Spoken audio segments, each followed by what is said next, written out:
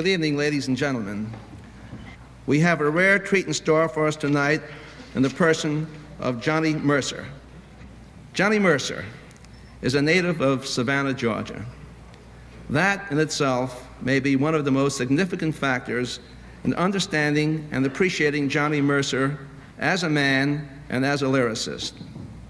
Just last night, I was chatting with Yip Harburg about Johnny's appearance here tonight, and Yip said, "Johnny is the greatest of the folk poets." I think it has something to do with his being from the South. He has the descriptive flair of a Mark Twain, and the melodies of Stephen Foster seem to be part of him. My dear friends, here is that Southern gentleman, Mr. Johnny Mercer. Thank you.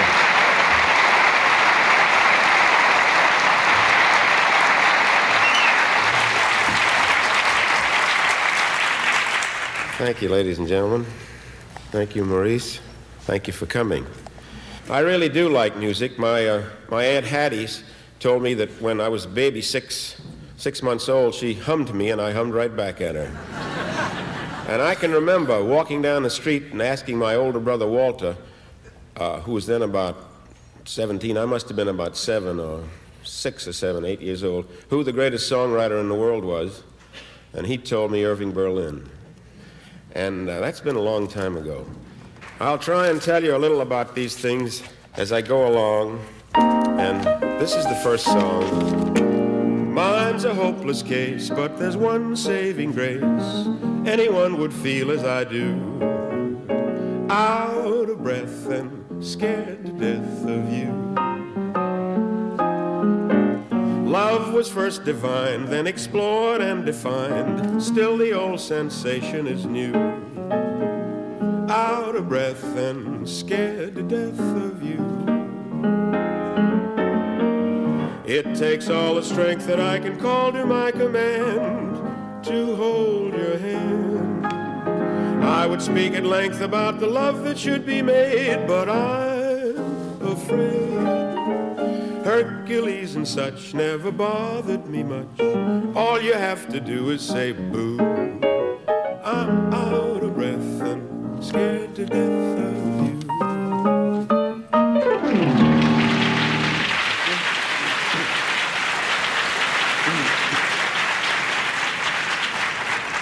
When I left Savannah, I stowed away on a boat to get up here to be an actor, and they caught me the first night out and put me to work down in the hold. I didn't like it too much.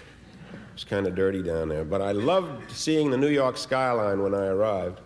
And I went around to the Garrick 80s to try to get a job as an actor, and they told me they needed some songs, no actors, so I went home and I wrote that song.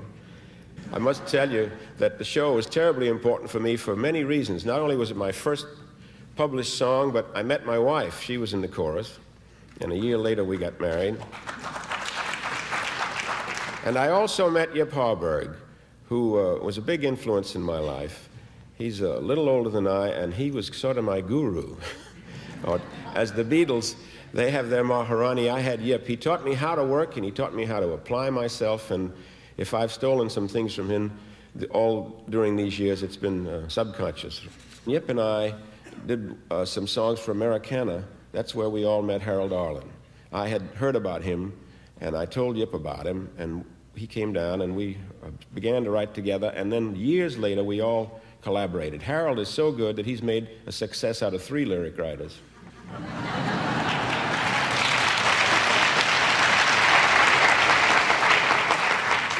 And I was writing and writing and writing everything, and this is one of the songs that I used to sing at parties and never got published, never got in any of those reviews. But the first chorus was sung, a straight chorus, like I'm going back to the farm, though Manhattan has charm, this big city is no longer pretty, so I'm going back to the farm. Then the second chorus was sung by a lady of easy virtue who was finding it tough during the Depression.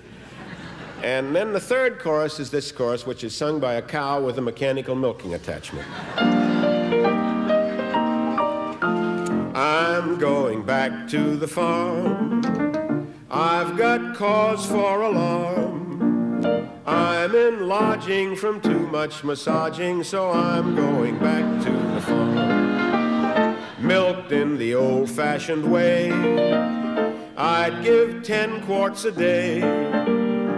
This is grand style, but give me the hand style. Oh, I'm going back to the farm.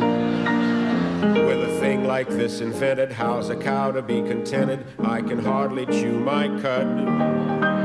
Really, it's too aggravating when I know my boyfriend's waiting for our little game of stud. I'm really getting the works. This machinery jerks. My poor udder is now giving butter, so I'm going back to the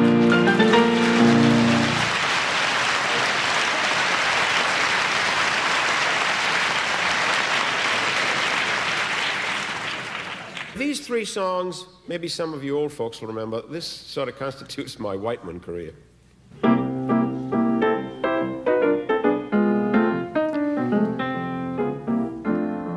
Hey, Mr. Teagarden, you sure look cute. You must have on your traveling suit. It looks as if you're really gonna go somewhere. Yes, Mr. Mercer, you spoke a book. You just got time for one more look, 'cause Mr. Teagarden is leaving you for fare thee well to Harlem. Fare thee well to nightlife, going back where I can lead the right life. Fare thee well to Harlem. Pardon my southern accent, pardon my southern drawl. It may sound funny, but honey, I love y'all. Napoleon at Waterloo, writing Josephine a billet doux. Josie, I have got to close this epistle. There goes the whistle. Here come the British with a bang, bang.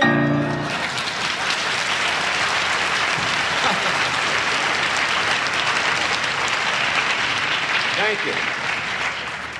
During this time, being in a band, I used to go to the famous store in the Onyx. We'd have 2 hours off between the dinner show and the supper show, and we'd go over there, and Ginger and I'd sit around and hope somebody would buy us a drink. We'd buy the first one. And I'd sometimes make up blues. Well, some of my friends asked me if I'd make up some tonight. Well, just to give you an idea of how it was, there's E.Y. Harburg sitting unobtrusively in the 17th row, and Mr. Harold Arlen, with whom I wrote a very unsuccessful show. And what an old Episcopal choir boy is doing up here, I do not know. And then I might say, in conclusion, ladies and gentlemen, I would like to thank you all, including those cats whose name are up there on the wall. And thank the Young Men's Hebrew Association for the use of the hall. Good night, all.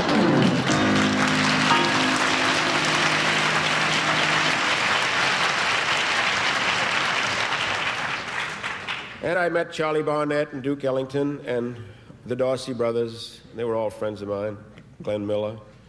And one of the friends of mine, whom I later worked with, of course, was a great musician, Benny Goodman. And he introduced this song.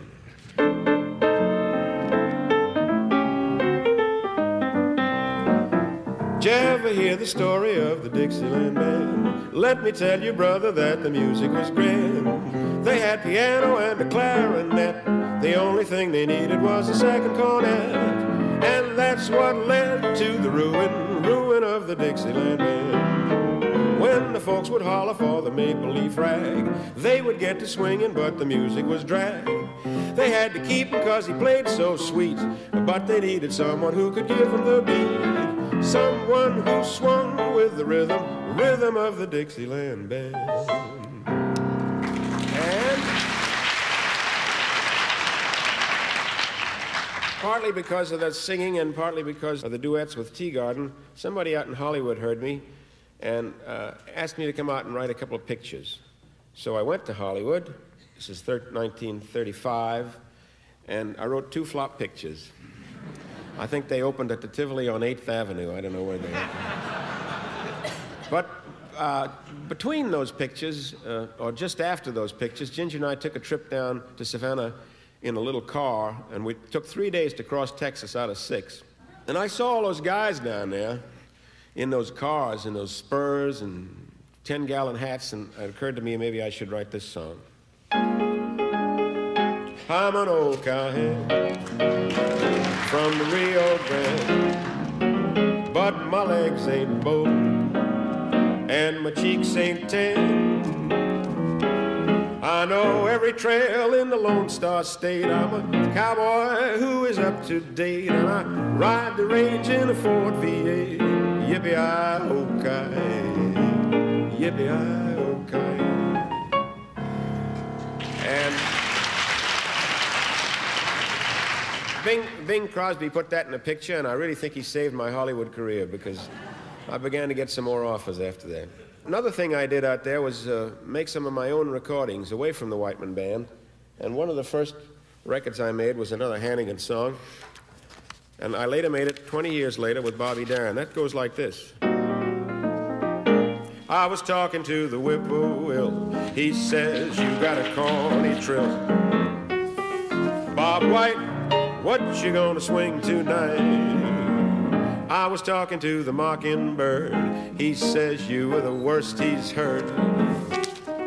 Bob White, what you gonna swing tonight? Even the owl tells me you're foul, singing those lullaby notes. Don't be a bring down if you can swing down. Give me those high notes. There's a lot of talk about you, Bob, and they're saying you're off the car. Fake it, Mr. B, take it. Follow me, Bob White. We're gonna break it up tonight.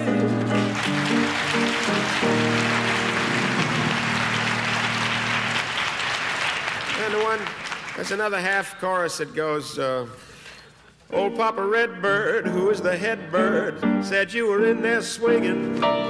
Even the jackdaw flew out the back door, bucking and winging. You instigated such a swinging gig that all them quadrupeds wanna dig. Here come the moose and elk, and there goes Lawrence Welk, Bob White. We're gonna break it up tonight.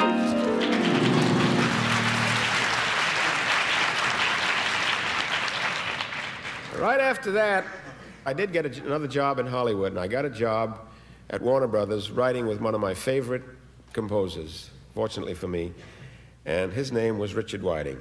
And I now would like to introduce a little girl whom I first heard sing when she was about 12 years old. She sang like an angel then, and she sings like one now. Margaret Whiting.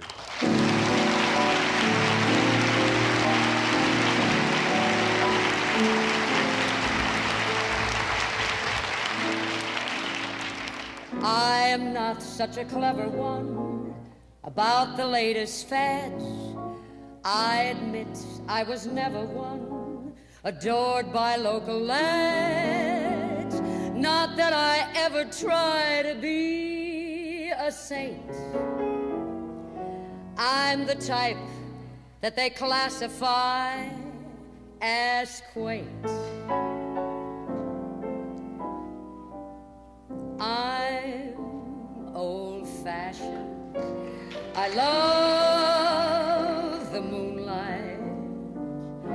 I love the old-fashioned things. The sound of rain upon a window pane, the starry song that April sings. This year's fancies are passing fancies, but sighing sighs, holding hands, these my heart understands. I'm old-fashioned, but I don't mind it. That's how I long to be, as long as you agree to stay old-fashioned with me.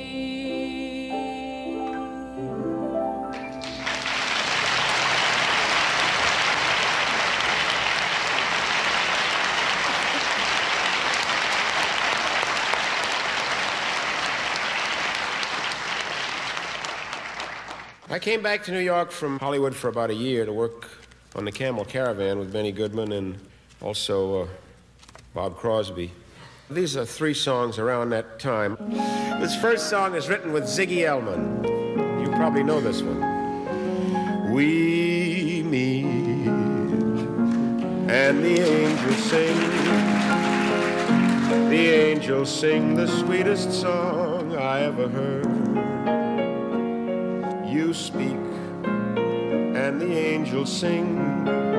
Or am I reading music into every word? And this with Jimmy Van Heusen. I took a trip on a train and I thought about you. I passed a shadowy lane and I thought about you. 2 or 3 cars parked under the stars, a winding stream, moon shining down on some little town, with each beam, same old dream. You're clear out of this world when I'm looking at you. I hear out of this world the music that no mortal ever knew. You're right out of a book, the fairy tale I read when I was so high. No armored knight out of a book was more enchanted by a Lorelei than I. After waiting so long for the right time, after reaching so high for a star, all at once from the long and lonely night time, and despite time, here you are. I'd cry out of this world if you said we were through. So let me fly out of this world and spend the next eternity or 2 with you.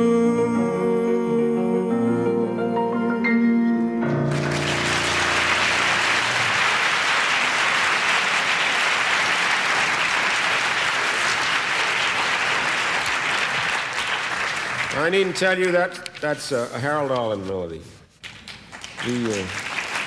I'll tell you something. The success of my rhythmical observations, those times, led to more songs that maybe more in my style, became my style more than anybody else's, maybe set me apart a little bit. Like that Bob White song was a big favorite of Buddy DeSilva's, and that paid off for me later on. I'll tell you how. But these songs, I like to write. They were fun to write, and I'd just like to lay a few on you.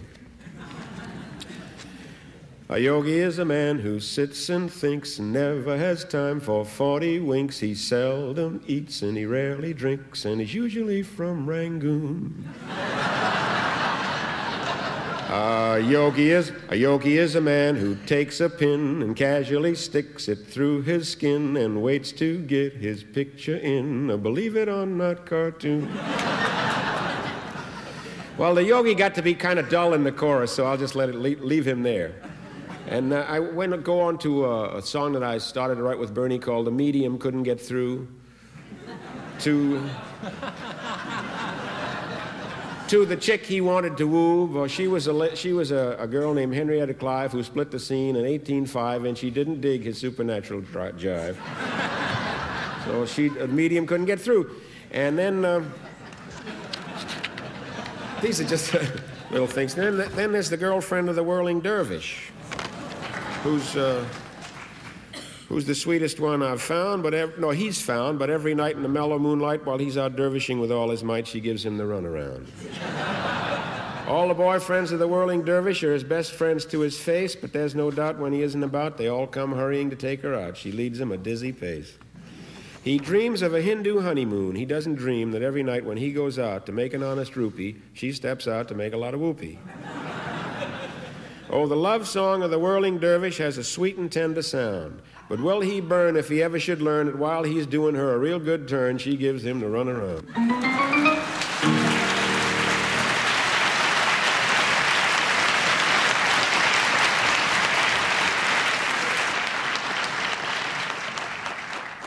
I got with a couple of fellas. Buddy DeSilva, who had admired Bob White, hired me to work for Paramount, where Harold and I did a lot of our work. And during that time, we had an idea to start a record company. Glenn Wallachs, who was still with Capitol Records. We went to see Buddy one time, and one day for lunch, and he put up the beginning money, and we started, and we were off to the races. These are sort of the beginning songs of Capitol Records. Arthur Murray taught me dancing in a hurry. I had a week to spare. He showed me the groundwork, the walk-around work, and told me to take it from there. Arthur Murray then advised me not to worry. I had a natural bent. He wasn't mistaken. The falls I've taken have bent me to quite an extent.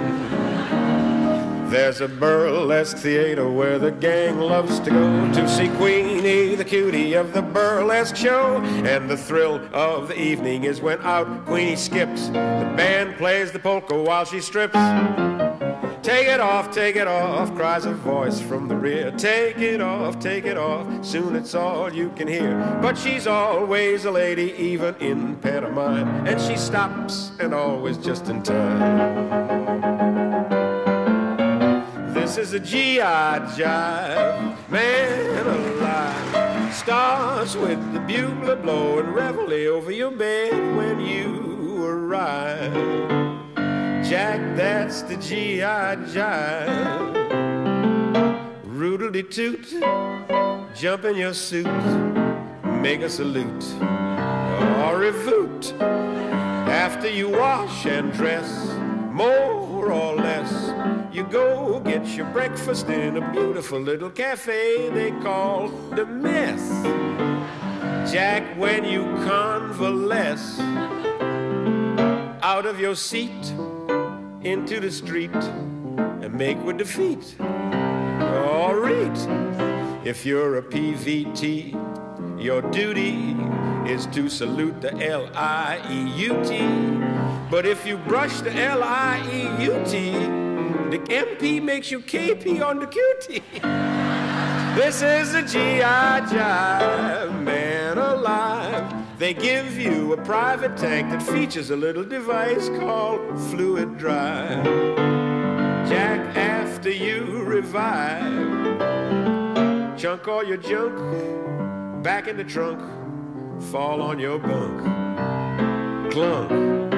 Soon you're counting Jeeps, but before you count to 5, you'll be right back digging at G.I. jive.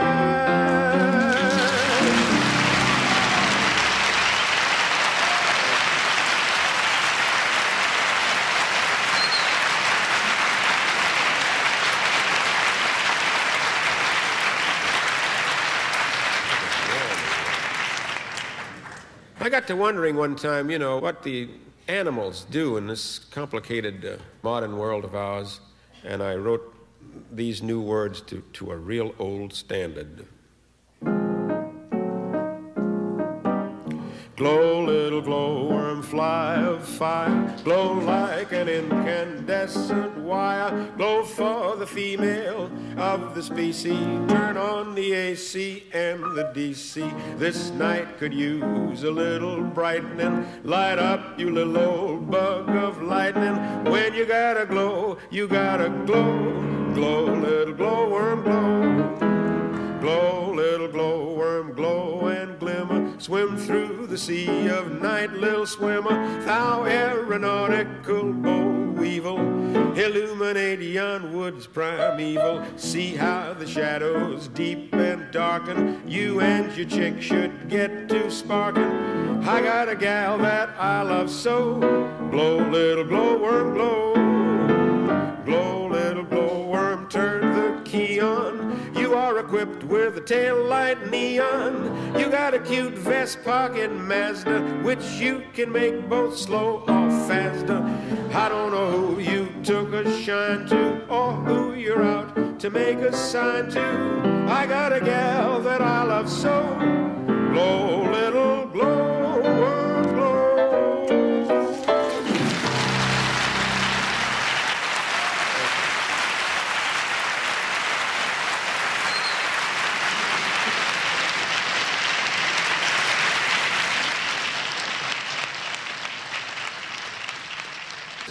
I came back to Hollywood, and I got a job on the radio. Bob Hope did his first overseas tour, and I took his place for the summer, and it was the Pepsodent program.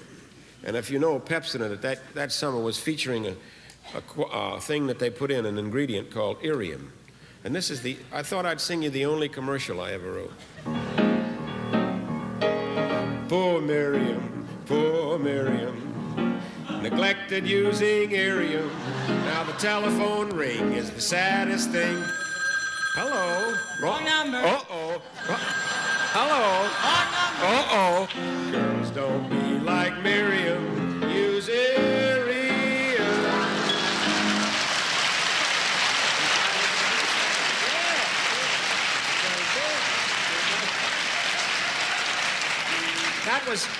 That was at the beginning of the program.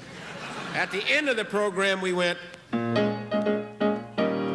poor Miriam, sweet Miriam. Now she's using Irium, and the telephone ring is a busy thing. Hello. Some number. Oh. Hello. Some number. Oh. Girls, be just like Miriam. Use Irium.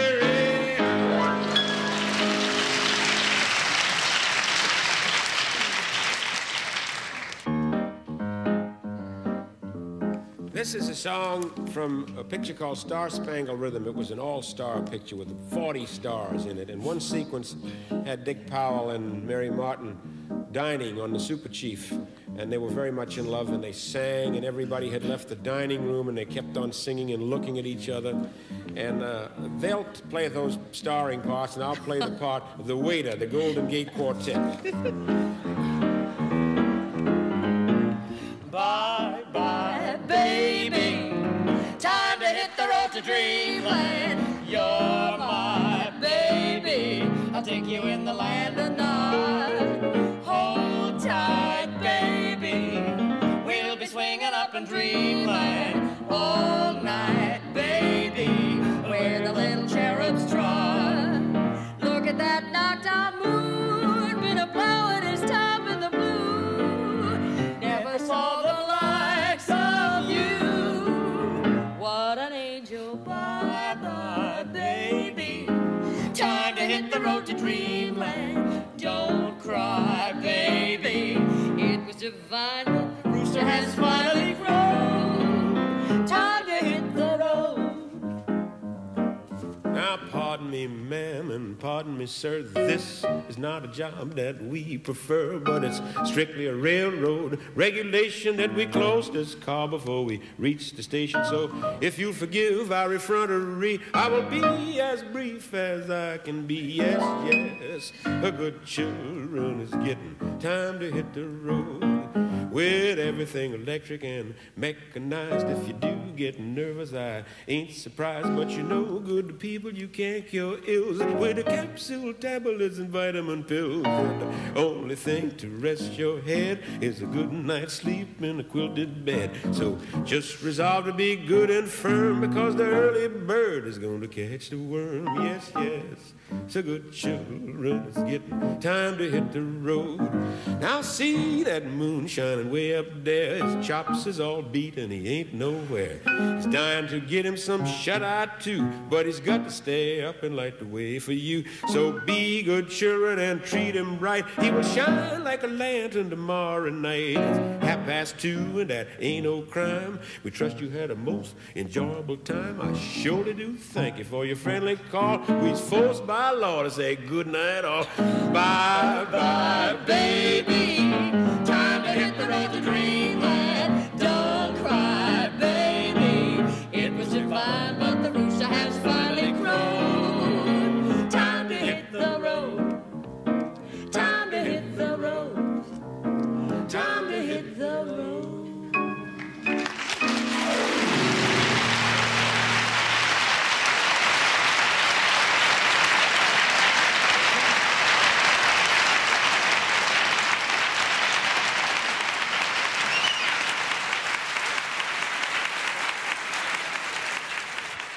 like to sing you one more song from a show called Foxy, which Burt Law was in, his last show. And I never knew Burt too well until this show, but I must say, he endeared me to him. Wonderful, sweet man, a courageous man, and a funny man. And I can't sing this song like Burt would sing it. But I got to tell you something about going up to Dawson City, where we introduced it before it came here. Burt said, we were getting up to around Ketchikan, and Burt said, well, he said, we're up here in the Eskimo country now. And Bobby said, no, we haven't got that far yet. This is Indians here. These are Indians. He said, no, these are Eskimos. Don't tell me. I know Eskimos. And Bobby said, I'll prove it to you. We'll ask this kid. So there's a little kid there on the dock, and Bobby says, son, are you an Eskimo or an Indian? And the kid says, I'm an Indian. And Burt says, what does he know?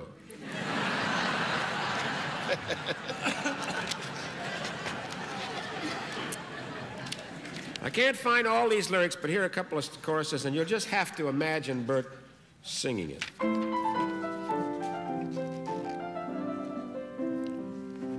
Now for the life men dream about, days that a king might scheme about. Once I have got my palatial yacht, I shall slowly steam about the brine. Fie on the word economy, I'll live a life of bonhomie. Sail into port for a night pool of sport, full of rare gastronomy and wine. Manchester and Dorchester and Chichester and Perth, sailing on the Firth of Forth, or is it Forth of Firth? Wappington on Battersea, the Shire of my birth, in a thatched home of modest worth, unpaid for. Birmingham and Nottingham and Sandringham and Crewe, Shrewsbury and Tewkesbury and Shaftesbury and Loo, where I starred as Portia in The Taming of the Shrew. As we would say in school, I've been around the pool, so I'm the bon vivant you are.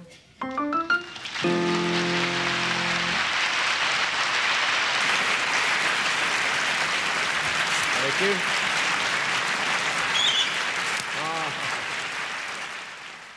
Ladies and gentlemen, this next section of our program is absolutely, completely unrehearsed, and there was the deal between... How about the first part? The deal between Johnny and me was that he would not know any of the questions I was about to ask, so these are coming at him absolutely cold.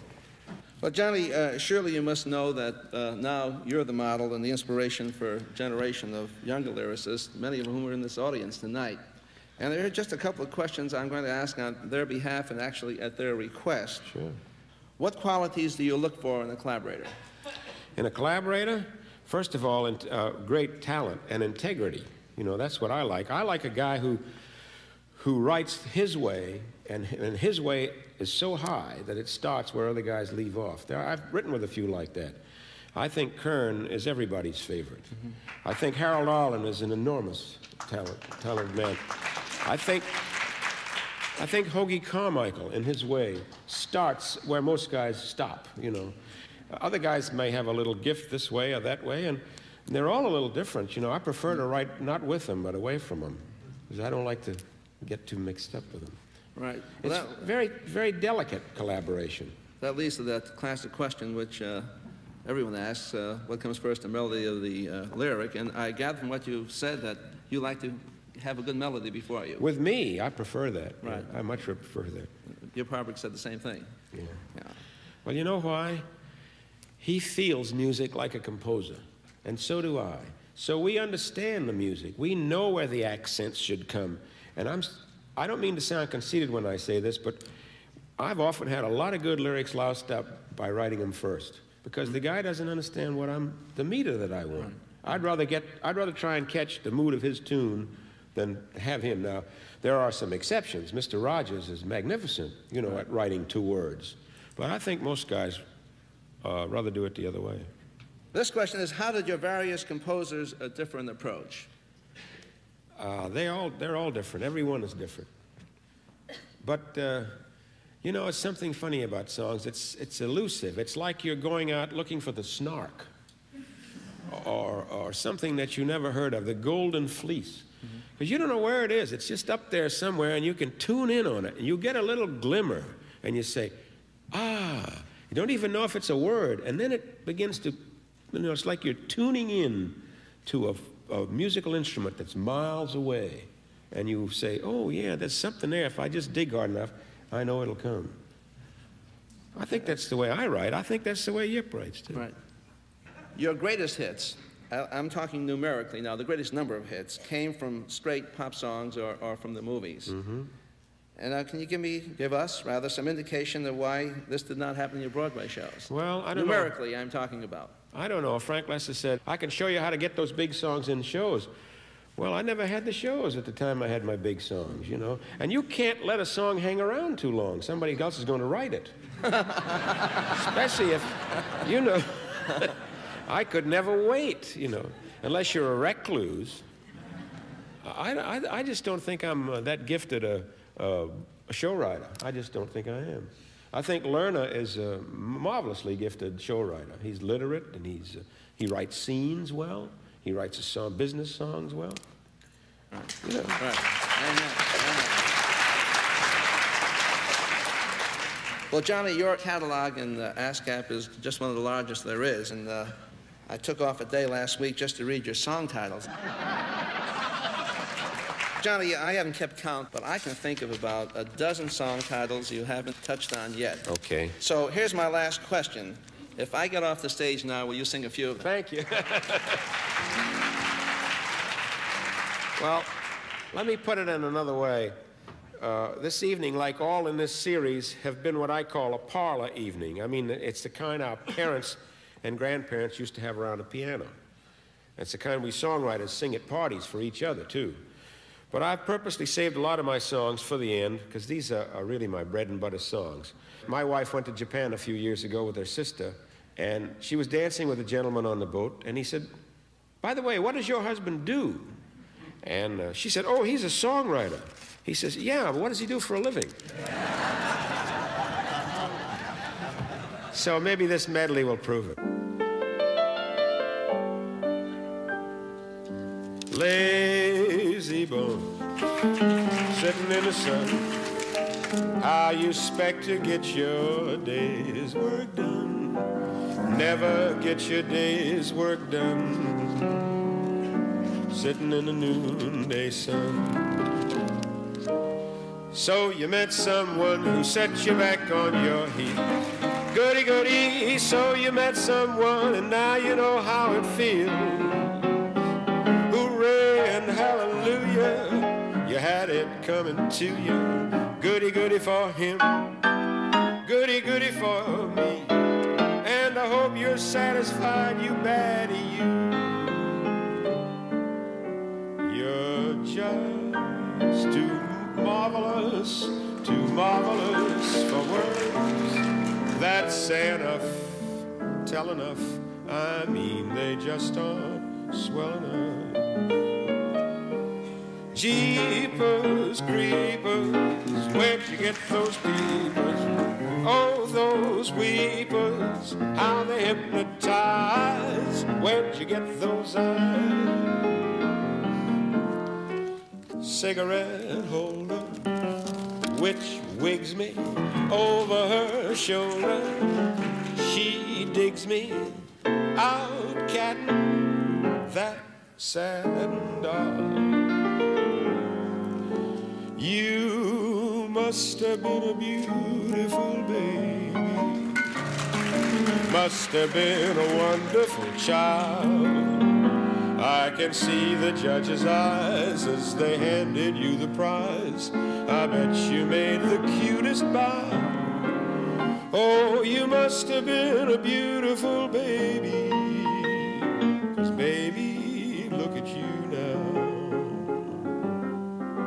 That old black magic has me in its spell. That old black magic that you weave so well. Those icy fingers up and down my spine. The same old witchcraft when your eyes meet mine. You got to accentuate the positive, elim, minate the negative, and latch on to the affirmative. Don't mess with Mr. In-Between. No, don't mess with Mr. In-Between. Fools rush in where angels fear to tread, and so I come to you, my love, my heart above my head. I remember you. You're the one who said I love you too. I do, didn't you know? Day in, day out, the same old hoodoo follows me about. The same old pounding in my heart whenever I think of you. And darling, I think of you day in and day out. Dearly beloved, how clearly I see, somewhere in heaven you were fashioned for me. I'm gonna love you like nobody's loved you, come rain or come shine. High as a mountain and deep as a river, come rain or come shine. Tangerine, she is all they claim, with her eyes of night and lips as bright as flame. Yes, she has them all on the run, but her heart belongs to just one. Her heart belongs to Tangerine. Hooray for Hollywood, that screwy ballyhooey Hollywood, where any office boy or young mechanic can be a panic with just a good-looking pen. And any barmaid can be a star maid if she dances with or without a fan. Hooray for Hollywood, where you're terrific if you're even good, where anyone at all from Shirley Temple to Amy Semple is equally understood. Go out and try your luck, you may be Donald Duck. Hooray for Hollywood. Then you see Laura on a train that is passing. Those eyes, how familiar they seem. She gave your very first kiss to you. That was long, but she's only a dream when you're feeling blue. Dream, that's the thing to do. Do you hear that whistle down the line? Figure that it's engine number 49. She's the only one sound that way on the Atchison, the Pica, and the Santa Fe. When an irresistible force such as you meets an old immovable object like me, you can bet as sure as you live, some's gotta give, some's gotta give, some's gotta give. It's 2:45. There's no one in a place except you and me. So set 'em up, Joe. I've got a little story you ought to know. We're drinking, my friend, to the end of a brief episode. Make it one for my baby and one more, and no more for the road. In the cool, cool, cool of the evening, tell 'em I'll be there. In the cool, cool, cool of the evening, better save a chair when the party's getting a glow on. Singing fills the air. If I ain't a clink and there's something to drink, you can tell 'em I'll be there. skyline. Have you anything to say to me? Won't you tell me where my love can be? And if you see her anywhere, won't you lead me there? The autumn leaves drift by my window, the falling leaves of red and gold. But I miss you most of all, my darling, when autumn leaves start to fall. I want to be around to pick up the pieces when somebody breaks your heart. I got to tell you about this. A lady sent me this title. She worked in a cosmetic counter in Youngstown, Ohio. And I finally wrote the song, and I told her we had a record by Tony Bennett. Well, she was thrilled. Well, she's the cutest thing. She writes me letters all the time. But she says, "You've changed my life, Mr. Mercer. You just don't know." I said, she began with saying, "People are coming into the store asking for my autograph." And she says, "Next week I have to go on the radio in Cleveland." And 2 weeks later, she says, "I'm going to Cincinnati. I'm going to be on I'm getting to be so famous." And finally, she came to New York, and she was on To Tell the Truth or something. Now she goes to Europe, and she said, "Mr. Mercer, I got to work every day next week getting in." She said, "I'm tired. I'm going to get out of show business." And that's when you'll discover that revenge is sweet, as you sit there applauding from a front row seat, when somebody breaks your heart like you broke mine. My mama done told me when I was in knee pants, my mama done told me, "Son, a woman will sweet talk, give you the big eye." You know, when I wrote this lyric, that was way down at the end, and Harold said, "Why don't you take that and put it up in the front?" A clickety-clack is echoing back the blues in the night. Sad little serenade, song of my heart's composing. I hear it still, I always will. Best on the bill, charade. The summer wind came blowing in across the sea. It lingered there to touch your hair and walk with me. Then softer than a piper man, one day it called to you. I lost you to the summer wind. Moon river, wider than a mile, I'm crossing you in style. They had a preview of this picture, Breakfast at Tiffany's in San Francisco, and they had one of those conferences afterwards.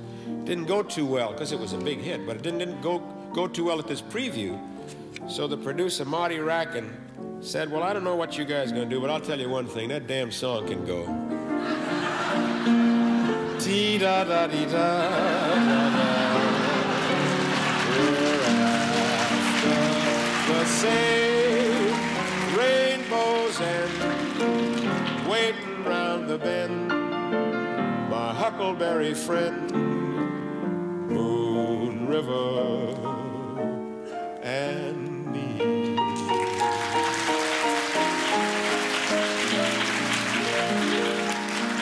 The days of wine and roses smile and run away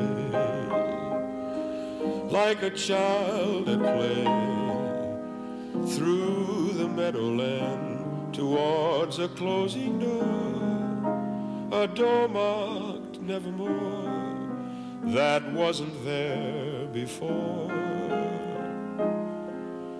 The lonely night discloses just a passing breeze filled with memories of the golden laugh that introduced me to the days of wine and roses and